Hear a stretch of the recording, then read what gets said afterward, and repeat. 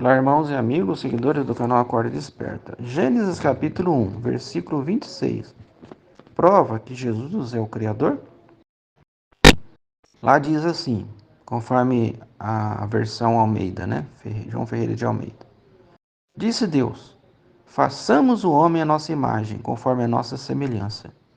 Domine ele sobre os peixes do mar, sobre as aves dos céus, sobre os animais domésticos, sobre toda a terra, e sobre todo réptil que se arrasta sobre a terra. O texto destaca a distinção entre os termos criar e fazer na Bíblia, sendo que bará e quitizo são usadas exclusivamente para a criação divina. Quando o Filho está envolvido, o verbo é assá, enquanto Jeová Deus é representado pelo verbo bará.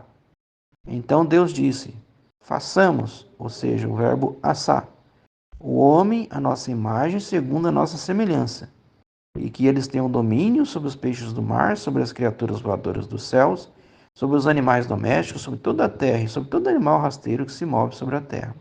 Gênesis 1, 26. Gênesis 1, 27. E Deus criou o homem à sua imagem. A imagem de Deus o criou. Aqui o verbo bará. Homem e mulher os criou. Novamente, bará. O texto destaca a diferença entre as palavras criar e fazer no livro de Gênesis, especificamente no versículo que descreve a criação dos luzeiros no quarto dia.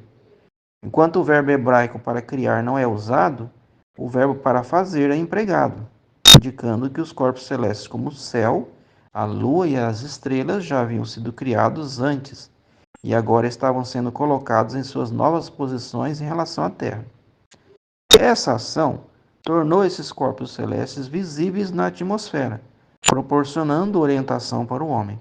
Portanto, o uso do verbo fazer nesse contexto não significa a criação dos luzeiros, mas sim a ação de torná-los visíveis e funcionais na expansão dos céus. Isso demonstra a importância de compreender o significado preciso das palavras no contexto bíblico. No primeiro dia, a luz era difusa e não havia uma fonte visível. No entanto, no quarto dia, a luz passou a ser produzida por fontes específicas, tornando-se mais clara e visível. O termo hebraico or foi utilizado para descrever a luz geral no início, e maor foi usado posteriormente para indicar a fonte da luz. Isso sugere uma mudança significativa no ambiente terrestre. Portanto, apenas Jeová é o Criador de tudo, sendo chamado com destaque de grandioso Criador em hebraico. Os termos hebraicos para fazer e criar têm significados distintos, e apenas Jeová é digno desse título, como o Deus Todo-Poderoso que é. Em português, as palavras criar e fazer são sinônimos, mas o mesmo não acontece quanto aos termos hebraicos bará, criar, e assá, fazer. Bará e o verbo correspondente em grego kitizo, são usados exclusivamente com referência à criação divina. É um ato do Deus Supremo Jeová.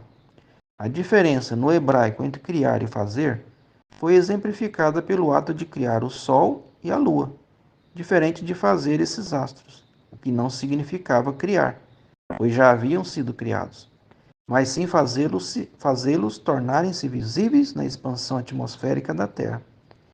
À base desse exemplo, podemos entender que o Logos, Jesus Cristo, em sua existência pré-humana, participou em fazer coisas, ou seja, atuar com a orientação e a permissão de seu Deus e Pai Jeová sobre coisas já existentes, pois a criação pertence a Deus, Jeová. Se gostou do vídeo, dê um like e compartilhe com seus amigos. Se ainda não é inscrito no canal, aproveite e se inscreva e ative o sininho para você receber uma notificação do YouTube toda vez que postarmos novos vídeos. E os apóstatas, e os críticos, e os zombadores, e os invejosos vão à loucura com o nosso canal Acorda e Desperta.